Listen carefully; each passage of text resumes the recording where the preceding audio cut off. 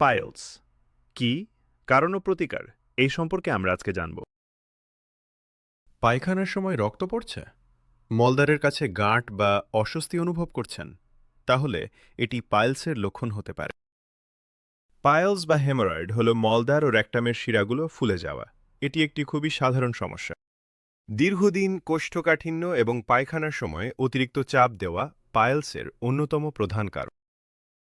এছাড়া দীর্ঘক্ষণ বসে থাকা, কম আঁশযুক্ত খাবার খাওয়া, অতিরিক্ত ওজন এবং গর্ভাবস্থার কারণেও পাইলস হতে পারে। প্রচুর পানি পান করুন, আঁশযুক্ত খাবার খান, নিয়মিত হাঁটুন এবং কোষ্ঠকাঠিন্য এড়িয়ে চলুন। সব পাইলসের জন্য অপারেশন লাগে না। অনেক ক্ষেত্রেই ওষুধ ও জীবনযাত্রার পরিবর্তনে ভালো ফল পাওয়া যায়। মনে রাখবেন, পায়খানার সঙ্গে রক্ত গেলেই সেটি শুধু পাইলস নাও হতে পারে। তাই দেরি না করে একজন নিবন্ধিত চিকিৎসকের পরামর্শ নিন। এমন স্বাস্থ্য বিষয়ক সহজ ও নির্ভরযোগ্য তথ্য পেতে আমাদের পেজটি ফলো করুন আর এই ভিডিওটি আপনার বন্ধু ও পরিবারের সঙ্গে শেয়ার করুন।